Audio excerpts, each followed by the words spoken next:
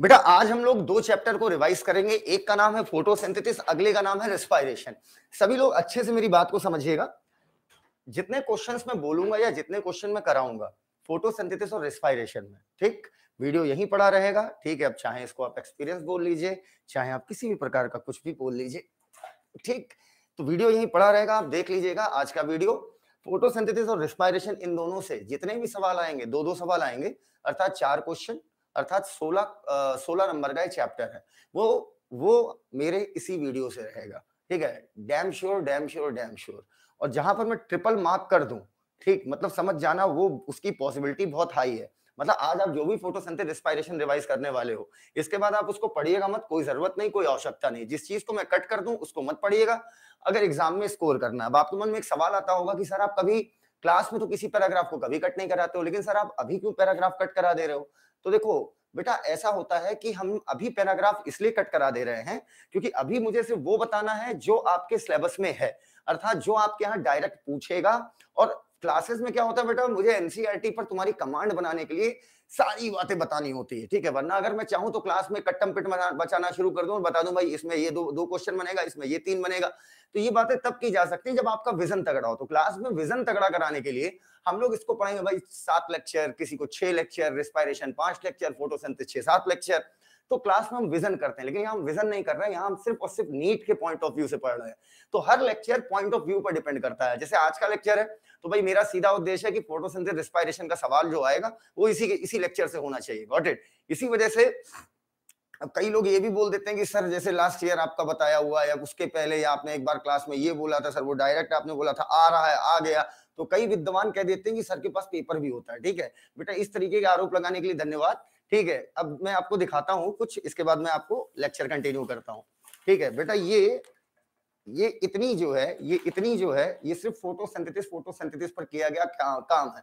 क्योंकि बेटा देखो, कोई भी पेपर हो, मैं कहता हूं आईएएस का हो, साला पीसीएस का हो, किसी का पेपर हो, किसी भी एग्जाम का पेपर हो, उसका पैटर्न जो होता है ना वो फिक्स होता है कि क्वेश्चन कहां से बनना है, कैसे बनना है। सर वो पैटर्न कैसे पकड़ा जाता है? बेटा वो पैटर्न अगर आप पकड़ लोगे इतनी सी नन्ही सी उम्र में, तो बेटा फिर आप टीचर नहीं हो जाओगे। तो अच्छे से समझिएगा, मैं फिर बोल रहा हूं और बोल्डली बोल रहा हूं, जितना बता रहा हूं उसी से सवाल आएगा, वीडियो यहीं पड़ा रहेगा, स्पष्ट रूप से जाकर देख लीजिएगा। अच्छा बस एक चीज हमें और सिखा दीजिए राशिद, तो फिर जाइए हम अकेले पढ़ा लेंगे। ये जैसे ऑफ करना होता था, कहां से ये नीचे कर दें ऑफ।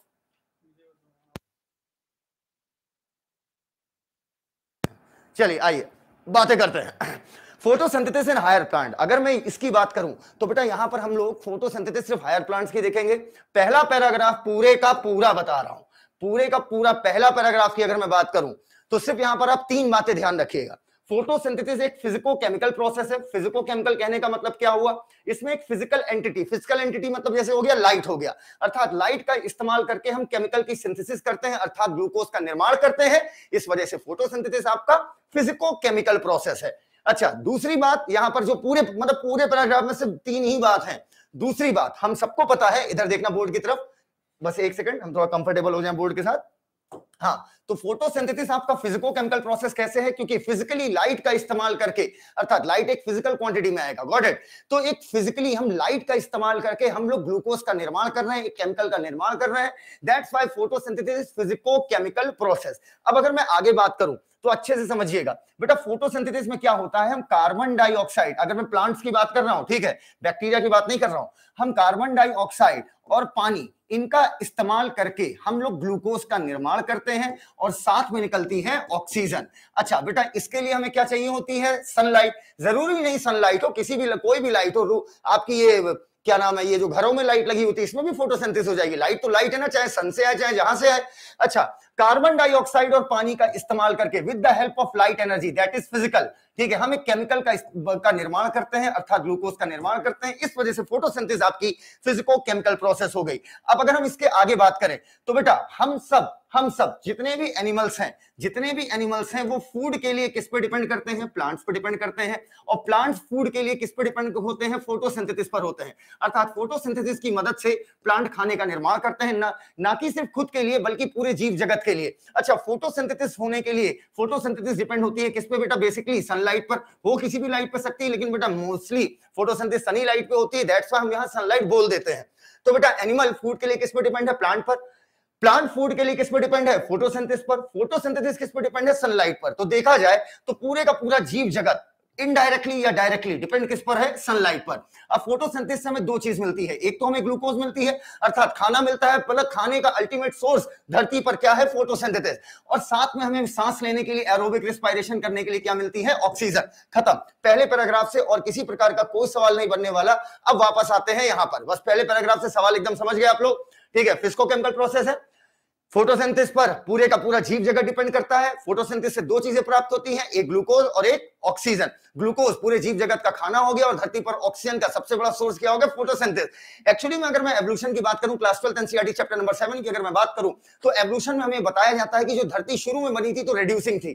कहने का मतलब धरती पर ऑक्सीजन नहीं थी, मतलब लोहे पे जंग नहीं लगेगा, यही तो मतलब हुआ। अर्थात आयरन अपना ऑक्साइड नहीं बनाएगा क्योंकि ऑक्सीजन मौजूद नहीं थी।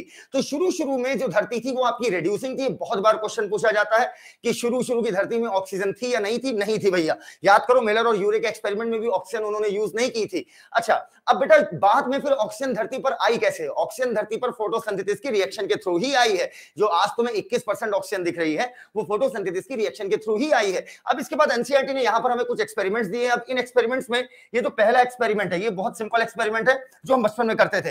पहला एक्सपेरिमेंट है आपका वेरीगेटेड लीफ एक्सपेरिमेंट। वेरीगेटेड का मतलब होता है कुछ डिफरेंट, कुछ भी चीज डिफरेंट हो जाए। अगर मान लो मैं अपने शर्ट पर चूना पोत लूं तो शर्ट हो गई वेरीगेटेड। वेरीगेटेड मतलब तुम कुछ किसी चीज में चेंज कर रहे हो, किसी चीज में डिफरेंस पैदा कर रहे हो। तो वेरीगेटेड लीफ एक्सपेरिमेंट क्या है, मेरी बात समझिएगा। वेरीगेटेड लीफ एक्सपेरिमेंट क्या है, अच्छे से सुनिएगा बेटा। इसमें क्या होता है, हम मान लो यहां पर एक प्लांट ले लिए, ठीक, एक प्लांट ले लिए, ये हो गई उसकी लीफ, ठीक। अब समझना अच्छे से, उसकी एक लीफ को मैंने ब्लैक पेपर से ढक दिया पूरे का पूरा, और एक लीफ उसकी हमने क्या रखी बेटा? एक लीफ हमने उसकी रखी बिल्कुल नॉर्मल। तो अब ए और बी, अच्छे से सुनना, ए और बी दोनों में कौन सी लीफ आपकी, यार थोड़ा थोड़ा कमेंट खोलना पड़ेगा मेरे भाई, तो फिर मैं पूछूंगा कैसे। कुछ भी शैतानी मत करना, ठीक है। मैं कमेंट खोल रहा हूं पर कुछ भी शैतानी मत करना। जब मैं कह दूं रुक जाओ तो रुक जाओ। तुम इतना साथ दे दो तो मां कसम चीर के रख देंगे। शैतानी मत करना कुछ भी, ठीक है, किसी भी प्रकार की, ठीक है। मतलब एकदम सीरियस मोड में आ जाओ, ठीक है, तभी मैं मोड में आ पाऊंगा। क्योंकि ऑनलाइन में क्या होता है, ऑनलाइन में थोड़ा मैं अनकंफर्टेबल रहता हूं, ठीक है।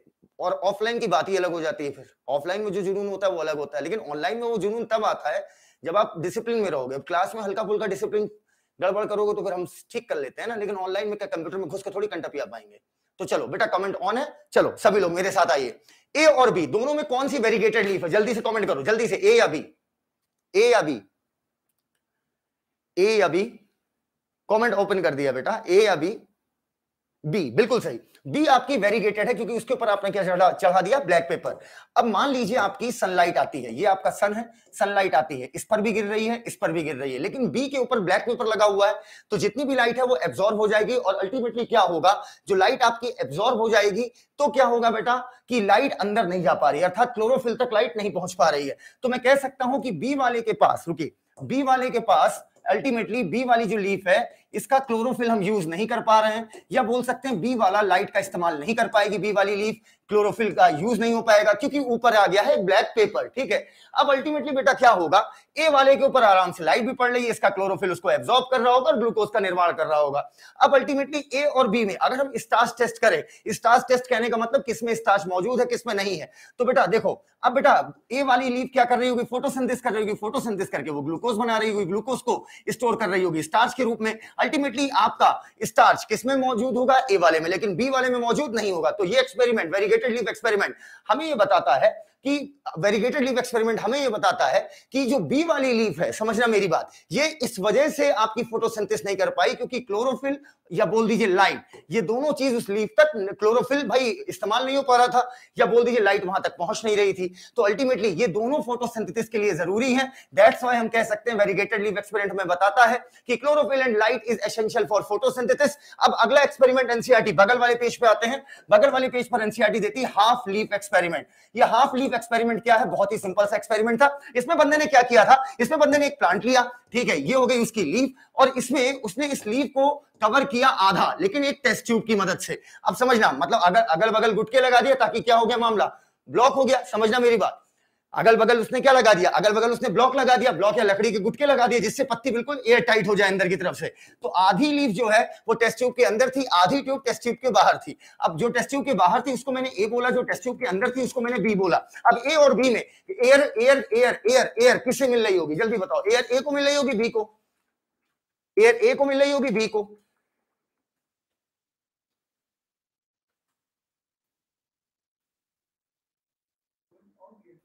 हाँ बस थोड़ी देर के लिए।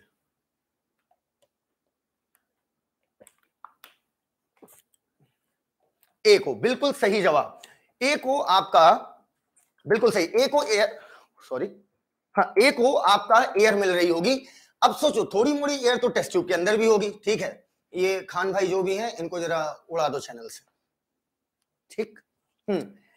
ए सुनो, हाँ बी वाले को एयर नहीं मिल रही होगी। अब थोड़ी मोड़ी एयर तो यहां मौजूद होगी। अब उस एयर को भी हटाने के लिए हमने क्या किया, यहां पर एक कॉटन का टुकड़ा लिया जिसको भिगो के रखा था KOH में, अर्थात पोटेशियम हाइड्रोक्साइड में। हम सबको पता है पोटेशियम हाइड्रोक्साइड, पोटेशियम हाइड्रोक्साइड की प्रॉपर्टी होती है कि पोटेशियम हाइड्रोक्साइड कहीं पर भी कार्बन डाइऑक्साइड होती है तो वो उसको अपने ऊपर एब्जॉर्ब कर लेता है। तो जितनी भी टेस्ट ट्यूब के अंदर थोड़ी मोड़ी बची कुची एयर होगी उसकी CO2 भी हमने क्या किया, एब्जॉर्ब करा लिया with the help of potassium hydroxide, जिसे हमने भिगो के रखा था कॉटन में।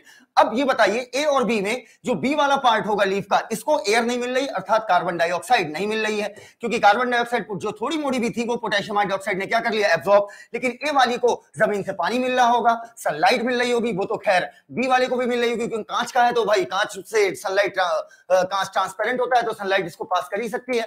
अब अल्टीमेटली मेरी बात समझना, तो यहां पर जब स्टार्च टेस्ट किया गया ए और बी में, तो बी वाली स्टार्च टेस्ट के लिए नेगेटिव आई, ए वाली स्टार्च टेस्ट के लिए पॉजिटिव आई, अर्थात ए में स्टार्च मिला लेकिन बी में स्टार्च नहीं मिला। ऐसा क्यों हुआ? ऐसा इसलिए हुआ क्योंकि बी वाले पार्ट को कार्बन डाइऑक्साइड नहीं मिल रही थी। तो इसका मतलब क्या हुआ, स्टार्च बी में नहीं मिला, अर्थात ये आधी लीफ को स्टार्च नहीं, आधी लीफ में स्टार्च हमें नहीं मिला, मतलब ग्लूकोज नहीं बना, ग्लूकोज नहीं बना मतलब फोटोसिंथेसिस नहीं हुई। क्यों नहीं हुई? क्योंकि CO2 नहीं दी। इससे पता चलता है CO2 इज वेरी जरूरी फॉर फोटोसिंथेसिस। इसके बाद चलिए वापस हम अगर एनसीईआरटी पर आए, ये सब खत्म खत्म खत्म खत्म खत्म, इधर आओ। इसके बाद एक बंदा आता है प्रिस्ले, सन 1770 की कहानी है, समझना। 1770 में इन्होंने ढेर सारे एक्सपेरिमेंट किए। यहां पर अक्सर आप एक गलती कर जाते हो, वो गलती मैं आपकी यहां पर करेक्ट कर रहा हूं कि 1770 में प्रिस्ले का बेलजार एक्सपेरिमेंट था, ठीक है। बेलजार एक्सपेरिमेंट आपका कब था? 1770। और इन्होंने ही ऑक्सीजन की, जोसेफ प्रिस्ले ने ऑक्सीजन की खोज की, अर्थात ऑक्सीजन डिस्कवर हुई। और ऑक्सीजन डिस्कवर्ड कब हुआ? 1774, मतलब 4 साल का गैप था, समझना मेरी बात। एक्सपेरिमेंट जब हुआ 1770, लेकिन आपका ऑक्सीजन कब खोजी गई? 1774। तो जब हम 1770 के एक्सपेरिमेंट की बात करेंगे तो मेरा ऐसा मानना है, और आपका भी ऐसा मानना होना चाहिए, कि 70 में ऑक्सीजन के बारे में हमें कुछ अता पता नहीं था। इसका मतलब क्या हुआ कि 1770 में जब हमें ऑक्सीजन के बारे में पता नहीं था, तो क्या प्रिस्ले ऑक्सीजन का नाम ले सकते थे अपने एक्सपेरिमेंट में? खुद ही 74 में खोजे हैं। जल्दी बताओ, जल्दी बताओ, हाँ या ना?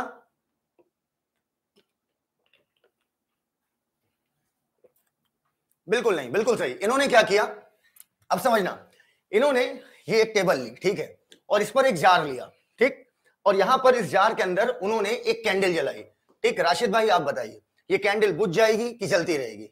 बुझ जाएगी, बिल्कुल सही। क्यों? क्योंकि अगर हम आज की इंफॉर्मेशन का इस्तेमाल करें, मैं हमेशा कहता हूं, बिल्कुल सही बात राशिद भाई कह रहे हैं, ऑक्सीजन मौजूद नहीं है इसके, इसको, इसमें जितनी भी ऑक्सीजन थी, इस कैंडल ने क्या किया, उसका इस्तेमाल करके अपने आप को जला लिया, कंबशन करा लिया। अब ऑक्सीजन हो गई इस बेलजार में खत्म।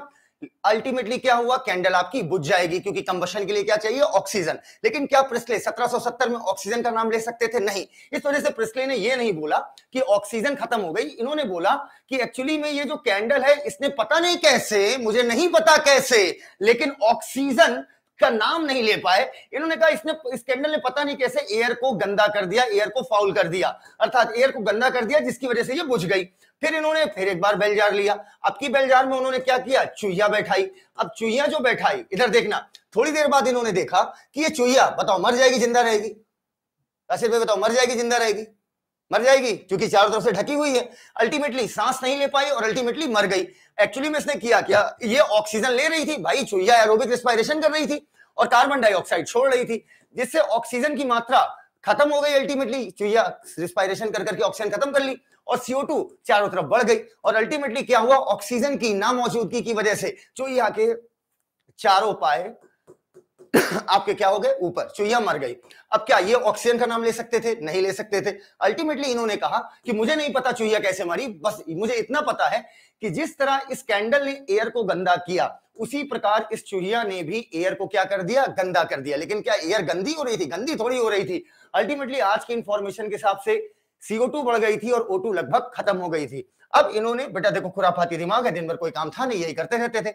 अब इन्होंने क्या किया, अब इन्होंने फिर एक बेल जार लिया। क्या लिया? Bell jar.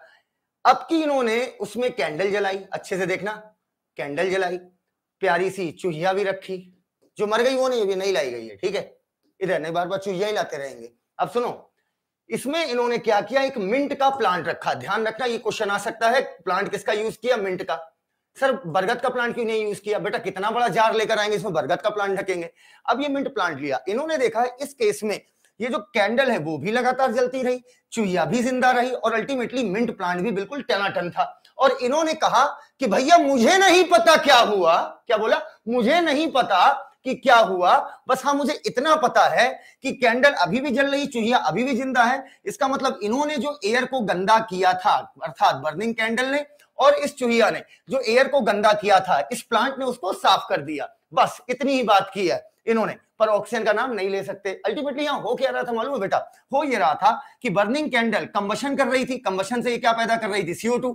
चूहिया रिस्पायरेशन से क्या पैदा कर रही थी? CO2। और CO2 प्लांट फोटोसिंथेसिस में इस्तेमाल कर ले रहे थे, बदले में छोड़ रहे थे ऑक्सीजन। और ये ऑक्सीजन जो है, ये ऑक्सीजन चूहिया भी ले रही थी और बर्निंग कैंडल कंबशन के लिए यूज कर रही थी। देखो एक तरीके से साइक्लिक मैनर में चीजें हो रही थी। ये दोनों आपके कंबशन और रिस्पायरेशन की मदद से CO2 निकाल रहे थे। अल्टीमेटली प्लांट CO2 लेकर फोटोसिंथेसिस करके ऑक्सीजन निकाल रहा था, जो चूहिया और कैंडल को जलने में सहायक थी। तो इन्होंने कहा कि प्लांट ने रिस्टोर कर लिया, पुनः बना लिया अच्छी एयर जो बर्निंग कैंडल और चूहिया ने गंदी की थी।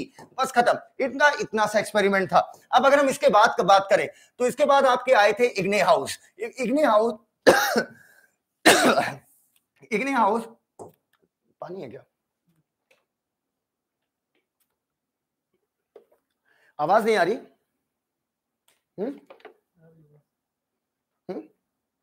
आवाज नहीं आ रही क्या? बच्चा कह रहा है, देखो आवाज नहीं आ रही। आ रही। चलो अब इसके बाद इग्ने हाउस आते हैं। इग्ने हाउस भाई साहब क्या कहते हैं?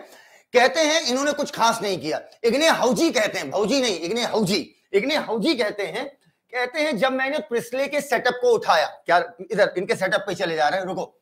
इन्होंने कहा इग्ने हाउजी ने कि प्रिस्ले के सेटअप को मैंने जब उठाया और एक बार, इधर समझना क्या कहा इन्होंने, एक बार इन्होंने इस सेटअप को सनलाइट में रखा और अगली बार इन्होंने डार्क में रखा, अर्थात एक बार लाइट में रखा और एक बार डार्क में रखा। अब इन्होंने क्या किया समझना, इन्होंने कहा कि जब मैं लाइट में रख रहा हूं, रोशनी में रख रहा हूं, तो कैंडल जल भी रही है और चूहिया जिंदा भी है और मिंट प्लांट भी टनाटन है। लेकिन जब मैं इसे अंधेरे में रख रहा हूं तो कैंडल हमारी बुझ गई। अरे इस डायग्राम का यूज कर रहा हूं, ये प्रिस्ले का डायग्राम है, ठीक है, इग्ने हाउस वाले में यूज कर रहा हूं।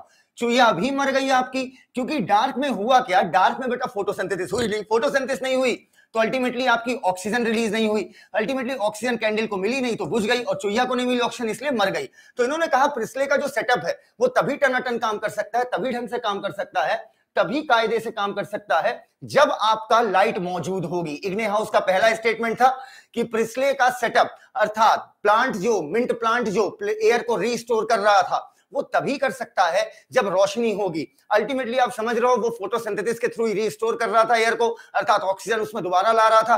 तो इसी वजह से ये कहना चाह रहे थे, पर ये लोग फोटोसिंथेसिस नाम नहीं ले सकते थे क्योंकि उस समय फोटोसिंथेसिस के बारे में इतना ज्यादा हमें आइडिया नहीं था। तो इग्ने हाउस की ये रही पहली बात। अच्छा, इसके बाद इग्ने हाउस ने एक बात और कही, इधर देखिएगा आगे से, इधर इग्ने हाउस ने कहा गया, हाँ इग्ने हाउस ने क्या कहा, इग्ने हाउस पहुंच गए गढ़ा में। गढ़ा मतलब समझते हो ना, गढ़ा को क्या बोलते हैं? हाँ गढ़ा, हाँ गड्ढा जिसमें पानी भरा था, उसमें दोनों पैर डाल के इग्ने हाउस देखने लगे एक प्लांट को। एक्वेटिक प्लांट था, कैसे पता? अरे ससुर गढ़ा में देख रहे हैं प्लांट, मतलब एक्वेटिक होगा। इन्होंने एक्वेटिक प्लांट को देखा, अर्थात जो पानी में मौजूद था। इधर देखना, इधर इधर इधर इधर इधर इधर। अब रिदम बन गया राशिद भाई, बहुत जबरदस्त। अब आएगा हम लोग को मजा, होगा तगड़ा रिवीजन।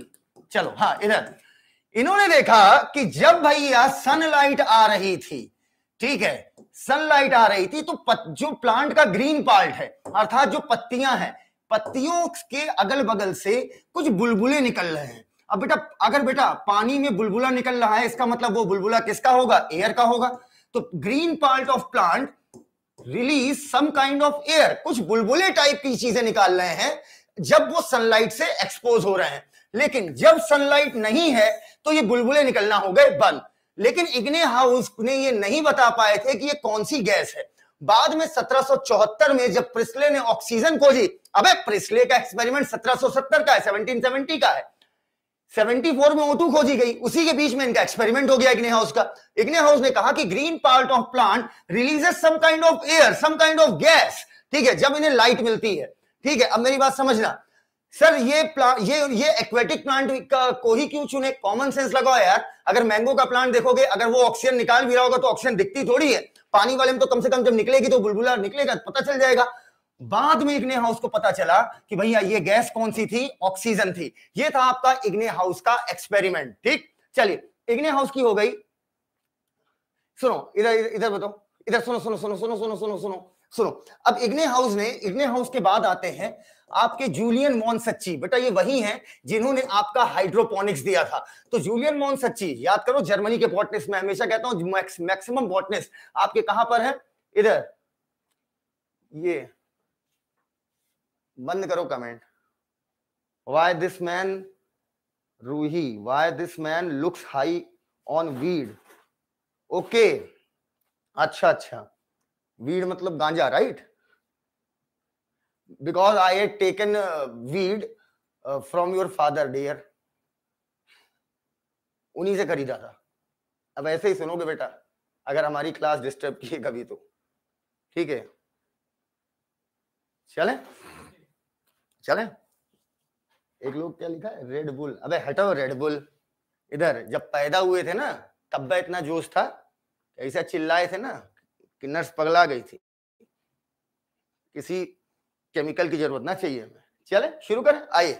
जूलियन मोनसच्ची 1854 में, भाई साहब कुछ बातें कहते हैं, वो बातें सिर्फ पॉइंट में सुनिएगा। सुनिए, इन्होंने कहा कि प्लांट में, समझना अच्छे से, प्लांट क्या करते हैं? ग्लूकोज का निर्माण करते हैं। प्लांट के जो ग्रीन पार्ट होते हैं, क्या बोला? Green part. जूलियन मोनसच्ची ने पॉइंट्स दिए, इनका एक्सपेरिमेंट आपको नहीं जानना है। ग्रीन पार्ट जो होते हैं उसमें ग्लूकोज बनता है और ग्लूकोज को स्टोर करते हैं स्टार्च के रूप में। और इन्होंने फिर आगे कहा कि ये जो ग्लूकोज का निर्माण हो रहा है वो एक ऐसी हरी हरी रंग की किसी वस्तु में हो रहा है, और उस हरी रंग की वस्तु में हरा रंग भी भरा हुआ है। मेरी बात समझना, हरी रंग की एक स्पेशल टाइप की स्ट्रक्चर है। वो एक्चुअली में बात किसकी कर रहे थे? क्लोरोप्लास्ट। लेकिन उन्होंने क्लोरोप्लास्ट नाम नहीं लिया था, ना कि उन्होंने क्लोरोप्लास्ट की खोज की थी। तो उन्होंने कहा एक हरी हरी स्ट्रक्चर, एक स्पेशल बॉडी है, उसके अंदर हरे हरे रंग का एक पिगमेंट है जिसका नाम क्या है? क्लोरोफिल। Got it? अब मेरी बात समझना, तो क्लोरोप्लास्ट एक स्पेशल बॉडी है जिसके अंदर क्या भरा हुआ है? क्लोरोफिल। ये बात इन्होंने नहीं कही थी, जूलियन मोनसच्ची ने ये बोला था कि भैया एक हरी हरी स्ट्रक्चर है, इस हरी हरी स्ट्रक्चर के अंदर जो हरा हरा रंग भरा हुआ है, अर्थात उसी में आपका ग्लूकोज का निर्माण हो रहा है। तो जूलियन मोनसच्ची का ये रहा आपका ओवरऑल एक्सपेरिमेंट। जूलियन मोनसच्ची ने बस इतनी सी बातें कही थी और अल्टीमेटली अब हम लोग आगे बढ़ते हैं। अगर हम आगे बातें करना शुरू करें तो इसके बाद अगर हम बात करें तो बेटा इधर समझना, इसके बाद एक साइंटिस्ट आते हैं टी.डब्ल्यू. एंगलमैन। इनका एक्सपेरिमेंट बहुत इंपॉर्टेंट है, अच्छे से देखिएगा। टी.डब्ल्यू. एंगलमैन। टी.डब्ल्यू. एंगलमैन भाई साहब क्या कहते हैं समझिएगा। टी.डब्ल्यू. एंगलमैन आपके ये इन्होंने सबसे पहले एक्शन स्पेक्ट्रम बताया। अब बेटा सबसे पहली चीज स्पेक्ट्रम क्या होता है? आप बहुत जगह सुनते हो ना, इलेक्ट्रोमैग्नेटिक स्पेक्ट्रम, एक्शन स्पेक्ट्रम, या आप absorption spectrum. What is spectrum? Spectrum का मतलब होता है रेंज। रेंज कहने का मतलब कि एक पार्टिकुलर पॉइंट से पार्टिकुलर पॉइंट तक, जैसे मैंने रेंज ले ली यहां से लेकर यहां तक, तो ये बन गया एक स्पेक्ट्रम। ठीक है, रेंज मतलब समझते हो ना? रेंज मतलब किसी एक पार्टिकुलर पॉइंट से शुरू करेंगे, एक पार्टिकुलर पॉइंट पे खत्म करेंगे, तो ये आपकी क्या हो गई? रेंज। ठीक, अब समझना, आपका स्पेक्ट्रम मतलब हो गया रेंज। अब हम लोग यहां पर दो स्पेक्ट्रम देखते हैं, एक कहलाता है एक्शन स्पेक्ट्रम और एक कहलाता है एब्जॉर्प्शन स्पेक्ट्रम। दोनों का मतलब क्या है? Absorption spectrum. अब दोनों का मतलब समझो। सबसे पहली चीज हम सबको पता है कि बेटा इधर समझिएगा अच्छे से, हम सबको पता है कि जब आपका चार्ज रुका हुआ होता है, ठीक है, आपकी क्लास 12th एनसीईआरटी में आप पार्ट फर्स्ट में लास्ट चैप्टर देखोगे तो वहां पर आप देखते हो कि जब चार्ज रुका हुआ होता है तो सिर्फ इससे क्या निकलती है, इलेक्ट्रिक फील्ड। लेकिन अगर चार्ज आपका मोशन में है लेकिन यूनिफॉर्म मोशन में है तो ये आपका इलेक्ट्रिक फील्ड के साथ साथ क्या देता है, मैग्नेटिक फील्ड। लेकिन अगर चार्ज आपका एक्सेलरेट कर रहा है या बोल दीजिए चार्ज आपका वाइब्रेट कर रहा है, मतलब ओवरऑल चार्ज की वेलोसिटी v जो है आपका अगर चेंज होता है तो चार्ज क्या होता है बेटा, इलेक्ट्रिक फील्ड मैग्नेटिक फील्ड के साथ साथ इलेक्ट्रोमैग्नेटिक रेडिएशन भी देता है। और ये इलेक्ट्रोमैग्नेटिक रेडिएशन आप लोग पढ़े होंगे, कॉस्मिक रे, गामा रे, आपका यूवी रे, लाइट रे। तो बेटा अब अगर हम बात करें, इधर देखिएगा, तो अगर हम ये देखो यहां पर हमने वेवलेंथ के अकॉर्डिंग सजा दिया, तो बेटा लाइट भी एक तरीके का इलेक्ट्रोमैग्नेटिक रेडिएशन है। जैसे मान लो यहां से लेकर यहां तक, मैं एक ऑन एन एवरेज वैल्यू ले रहा हूं, एक्यूरेट नहीं, 400 नैनोमीटर वेवलेंथ से 700 नैनोमीटर वेवलेंथ तक अगर इस वेवलेंथ का आपको स्पेक्ट्रम मिलता है, इस रेंज का आपको स्पेक्ट्रम मिलता है, तो इस रेंज का स्पेक्ट्रम आपका कहलाता है लाइट।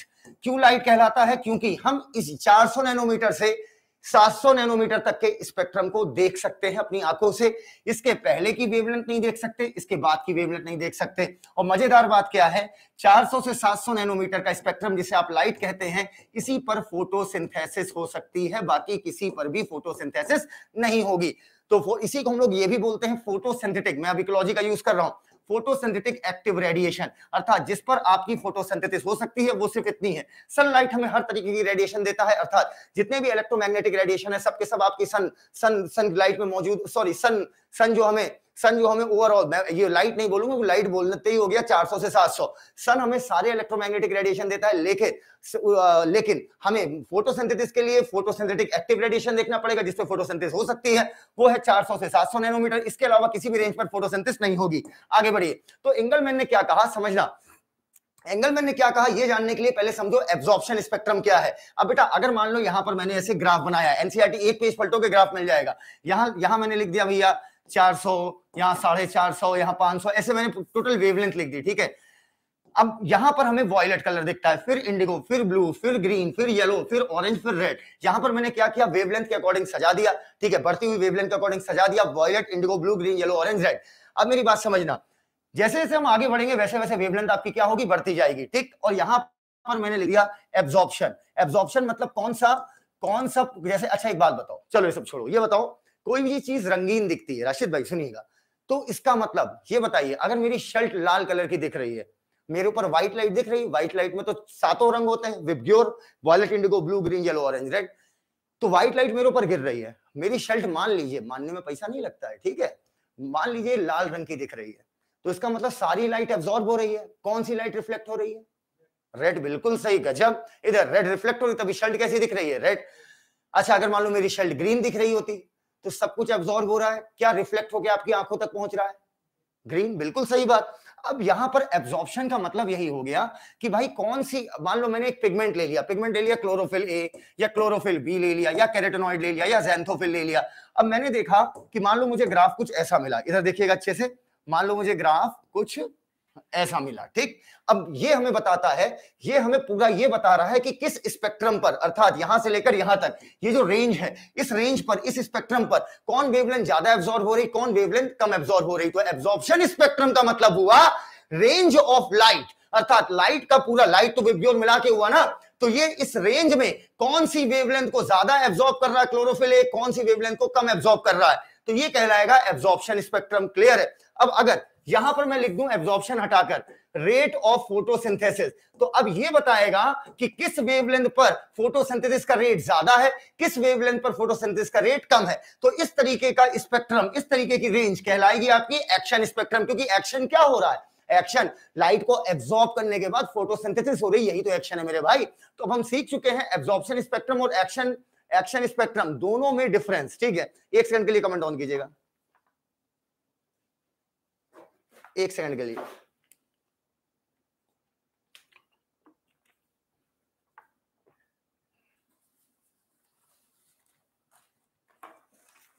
यहां तक क्लियर है बेटा, जल्दी बताओ बेटा, बड़ा चैप्टर है, यहां तक क्लियर है, यहां तक चीजें पकड़ लिया, कमेंट ऑन है बेटा कि जल्दी करो,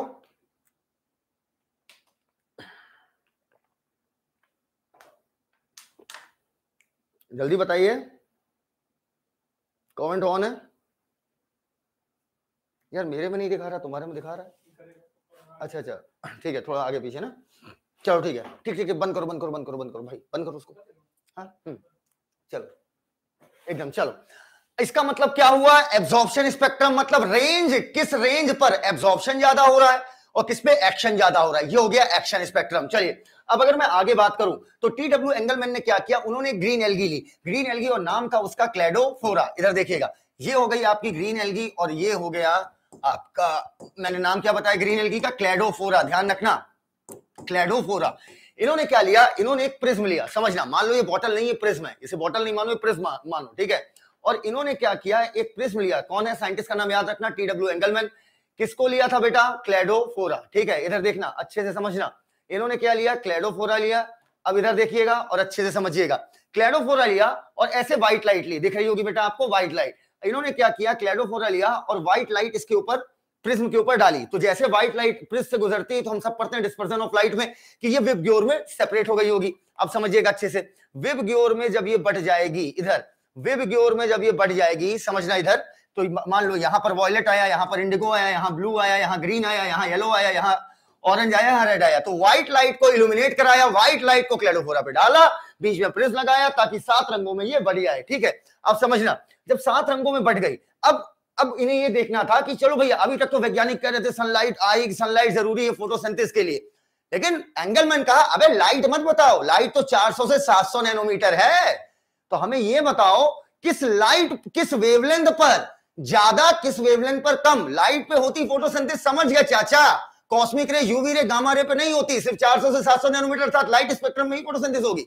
लेकिन अब मुझे ये तो बताओ कि लाइट में भी किस कलर पर ज्यादा। तो अब क्या हुआ बेटा, जिस जिस जिस जिस जिस रंग पर फोटोसिंथेसिस ज्यादा हो रही होगी, इसका मतलब फोटोसिंथेसिस में हम सबको पता है ऑक्सीजन निकलती है, तो वो पार्ट आपका ऑक्सीजन रिलीज कर रहा होगा ज्यादा, ठीक। अगर जिस रंग पर फोटोसिंथेसिस ज्यादा, ऑल्दो ऑक्सीजन हर जगह से निकल रही होगी, थोड़ी मोड़ी तो सब पर होती फोटोसिंथेसिस, लेकिन जहां पर आपकी ऑक्सीजन ज्यादा निकल रही होगी, इसका मतलब वहां पर फोटोसिंथेसिस हो रही होगी ज्यादा।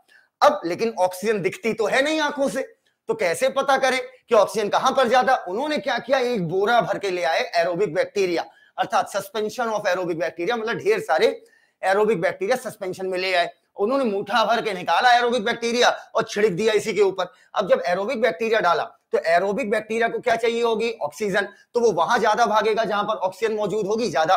उन्होंने देखा कि वैसे तो आपके बैक्टीरिया हर जगह चिपक रहे थे, अर्थात ऑक्सीजन हर जगह से रिलीज हो रही थी, लेकिन ब्लू वाली वेवलेंथ पर और आपकी रेड वाली वेवलेंथ पर आपके एरोबिक बैक्टीरिया ज्यादा चिपक रहे थे। इसका मतलब ब्लू और रेड वेवलेंथ पर आपका फोटोसिंथेसिस हो रही थी ज्यादा। इसका मतलब यह हुआ कि इन्होंने एक्शन स्पेक्ट्रम बताया या एब्जॉर्प्शन, जल्दी कमेंट ऑन कीजिए,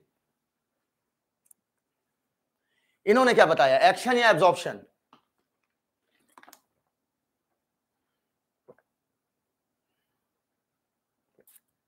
एक्शन या एब्जॉर्प्शन?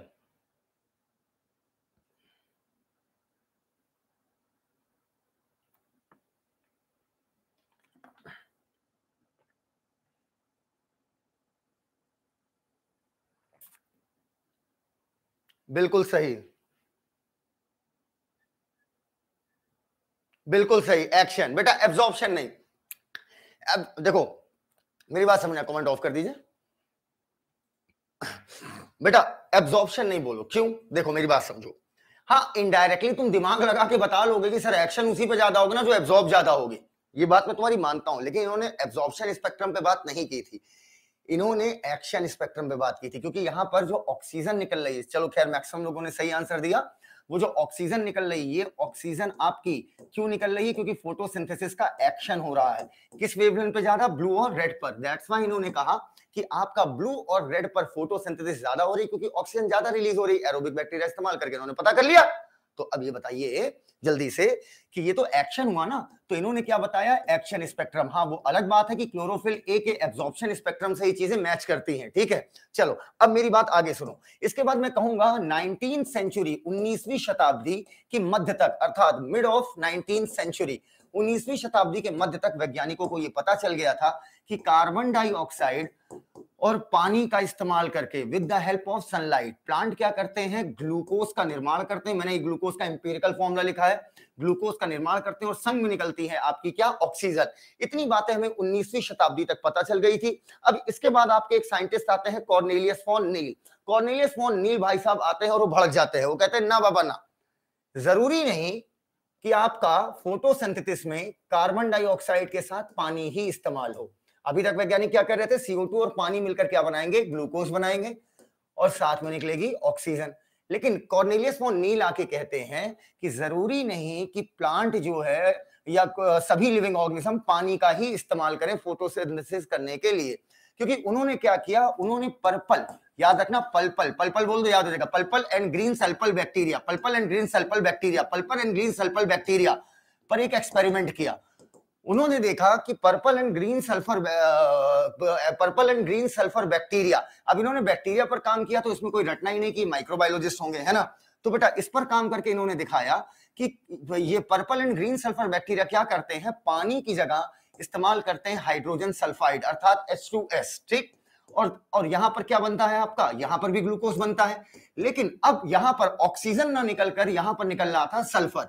अब इससे उन्होंने दिमाग लगाया कि वो जो ऑक्सीजन यहां पर रिलीज हो रही है, अच्छे समझना, वो ऑक्सीजन पानी वाली नहीं हो सकती है, सॉरी वो ऑक्सीजन कार्बन डाइऑक्साइड वाली नहीं हो सकती है, वो होगी पानी वाली। क्यों, मेरी बात समझना, अगर समझना मेरी बात, अगर कार्बन डाइऑक्साइड वाली ऑक्सीजन है ये जो रिलीज हो रही है, अगर कार्बन डाइऑक्साइड वाली ऑक्सीजन है जो रिलीज हो रही है, तो कार्बन डाइऑक्साइड तो यहां पर भी यूज हो रहा है, तो यहां पर ऑक्सीजन क्यों नहीं रिलीज हो रही है। इसका मतलब जो ऑक्सीजन निकल रही है वो किसकी है, पानी वाली है। क्योंकि यहां पर जब पानी की जगह H2O की जगह H2S यूज किया गया तो यहां पर हमें क्या मिला, सल्फर। कुछ ऑर्गेनिज्म में सल्फेट भी मिलता है, ये डिपेंड करता है किस ऑर्गेनिज्म की आप बात कर रहे हैं। तो अल्टीमेटली उन्होंने फाइनल रिएक्शन दी फोटोसिंथेसिस की, उन्होंने कहा भैया देखो CO2 तो कॉमन है दोनों में, ठीक है, तो CO2 उन्होंने लिख दिया, प्लस H2 दोनों में कॉमन है तो H2 लिख दिया। अब यहां पर सल्फर या ऑक्सीजन कुछ भी हो सकता है तो उन्होंने क्या लिख दिया, H2A। अब चाहो तो आप H2X लिख दो, अब A की वैल्यू आप S भर दो चाहे O भर दो, डिपेंड करता है आप purple and green sulphur bacteria की बात कर रहे हैं या प्लांट की बात कर रहे हैं। और बदले में क्या भैया, चलो ग्लूकोज तो दोनों में कॉमन है, CH2O लिख दिया, ठीक है, तुम्हारी इच्छा, तुम C6H12 O6 लिख दो, मुझे कोई फर्क नहीं पड़ता। और साथ में अगर यहाँ पर H2O लिखा है तो O2 निकल रही, H2S निकल रहा है तो सल्फर या सल्फेट निकल रहा है। तो उन्होंने कहा भैया O और S का ही खेल है, और यहां पर हमने O और S की जगह एक कॉमन क्या ले लिया था, A ले लिया था, और साथ में उन्होंने यहां पर क्या लिख दिया, सिंपली A 2A लिख दो, कोई बात नहीं, एनसीईआरटी से मैच कराने के लिए। उन्होंने कहा ये हो गई फाइनल रिएक्शन ऑफ फोटोसिंथेसिस। चलो अब बेटा इसके आगे अगर हम बात करें कॉर्नेलियस फॉन नील के बाद, अगर हम इस एक्सपेरिमेंट को, इन सारे एक्सपेरिमेंट की बात करें तो इनमें सबसे इंपॉर्टेंट एक्सपेरिमेंट है कॉर्नेलियस फॉन नील का। अच्छा एक चीज यहां पर हम तुम्हें जरूर बताएंगे बेटा, इसे अच्छे से देखना, कार्बन डाइऑक्साइड प्लस पानी, या आप चाहो H2O लिख लो चाहे H2S लिख लो, तो मैंने सिंपली लिख लिया H2A गिव्स आउट ग्लूकोज, साथ में निकलेगा जो भी यहां पे होगा, ठीक है। चलो अब समझना, मैं कह सकता हूं यहां पर चाहो तुम पानी इस्तेमाल करो, हाँ प्लांट्स के लिए, चाहे बैक्टीरिया के लिए आप हाइड्रोजन सल्फाइड यूज करो। ये अपनी हाइड्रोजन दे रहा है, ठीक है, क्या कर रहा है समझना, ये अपनी हाइड्रोजन दे रहा है कार्बन डाइऑक्साइड को। तो इसका मतलब ये क्या हो रहा है, ये आपका ऑक्सीडाइज हो रहा है। चाहो तो मेरे भाई इसको छाप लेना यार, ठीक है, ये ऑक्सीडाइज हो रहा है क्योंकि हाइड्रोजन दे रहा है। अब ये हाइड्रोजन ले रहा है मतलब ये क्या हो रहा है, रिड्यूस हो रहा है, और ये रिड्यूस होकर क्या बना रहा है, आपका ग्लूकोज बना रहा है। क्योंकि ग्लूकोज के पास कार्बन है, वो कार्बन कहां से आई, वो कार्बन यही वाली तो है। चाहो तो रेडियो एक्टिव एक्सपेरिमेंट करके भी हम लोग कर सकते हैं, ये जान सकते हैं कि वहां पर जो ऑक्सीजन रिलीज हो रही है वो आपकी पानी वाली है, ठीक है। चलिए अब अगर मैं इसके आगे बात करूं, यहां तक बात एकदम क्लियर है। हेलो हेलो, हाँ भाई, हाँ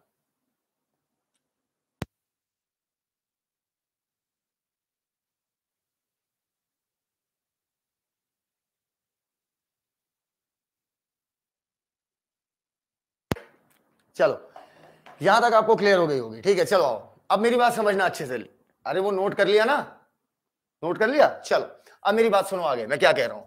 अब यहां पर एनसीईआरटी कहती भैया फोटोसिंथेसिस कहां होती है, तो एक लोग ससुर हमसे कहे प्लांट में, हम कहे बहुत अच्छे बेटा, प्लांट में तो रूटा होती है, तो कहे प्लांट में भी सबसे ज्यादा होगी, लीफ में और भी किसी ग्रीन पार्ट में हो सकती है। हमने कहा लीफ में कहां होती है, कहे लीफ के बीचों बीच जो पत्ती होती है, मीजो मतलब बीच में, फिल मतलब पत्ती, मीजोफिल में होती है। हमने कहा बहुत अच्छे, आपको मीजोफिल सेल के अंदर कहां होती है, मीजोफिल सेल में। इन्होंने कहा भैया हम क्लोरोप्लास्ट के अंदर होती हैं। हम क्या, हाँ अब हुई ना बात क्लोरोप्लास्ट में। अब सुनो बेटा, अब अगर मैं आगे बात करूं, मेरी बात समझिएगा, एक सेकंड में लाइट की मोबाइल की लाइट ऑन कर लूं तो मैं अच्छे से समझा पाऊंगा। इधर वॉइस आ रही, वॉइस आ रही है? अरे यार वॉइस एक बार देख ले तो। यही इसीलिए लाइव में बंद करने में यही नुकसान होता है, अगर मान लो बीच में वॉइस नहीं भी है कि बच्चा बेचारा कैसे बोलेगा। वॉइस आ रही है? हाँ पता नहीं, देखो वॉइस आ रही है? हाँ चलो आ रही। हाँ किसको जल्दी से सेट कर दीजिए। मोबाइल की लाइट कहाँ जल्दी है? यहाँ से? अच्छा ठीक, फिर एक मिनट हो गया।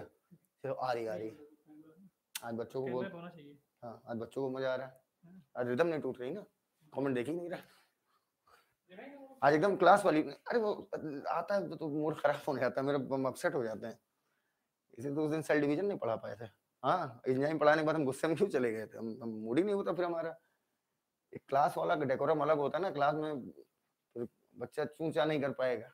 यहाँ पर तो घर में बैठे बैठे, बाथरूम बैठे बैठे कुछ और लिख दो, अरे होते सब यही टीचर में है, पता नहीं। चलो एक मिनट आइए, चलो आ रही दोबारा कमेंट बंद कर दो, कर दो जल्दी। हाँ आज इसको कमेंट करना होगा फालतू, वो पूरा वीडियो देखेगा क्योंकि पता नहीं कब कमेंट ओपन कराएं। चलो आओ, देखो मेरे मोबाइल की लाइट देखो, ठीक है इधर देखो, इधर मेरे मोबाइल की लाइट देखो, है ना। अब देख भाई मेरी बात समझना, मान लो ये जो कमरा है, ये कमरा तुम्हारा सेल है, ठीक, अच्छे समझना इस चीज को, ठीक है। ये कमरा तुम्हारा क्या है, सेल है, और ये आपकी मोबाइल की लाइट है, इसे हम सनलाइट मान लेते हैं, पैसा थोड़ी लग रहा है, गर्मी भी है और रोशनी भी आ रही है तो हम इसको सूरज मान ले रहे हैं। अब ऊपर से बेटा सनलाइट आ रही, समझो ये कमरा सेल है, ठीक है, ये कमरा पूरा क्या है बेटा, सेल, अच्छे से समझिएगा। इधर राशिद भाई कैमरा ऊपर दिखा सकते हैं, ऊपर टॉप, हाँ दिखा दीजिए जरा, ऊपर दिखाइए, ऊपर हाँ, ये रोशनी दिख गई बच्चे को बेटा, जो इस समय आपको दिखाई दे रही है, ये मान लीजिए ऊपर से सनलाइट आ रही है, ठीक है, और मैं जिस पत्ती के अंदर हूं, मैं क्लोरोप्लास्ट हूं, अरे हमको दिखाओ भैया, हाँ आप देखो सन की लाइट आ रही, ये पड़ी मेरे ऊपर, ठीक, बस अब समझना, ये सन की लाइट आई और ये मेरे ऊपर पड़ रही है, ये मीजोफिल सेल है, मैं सेल के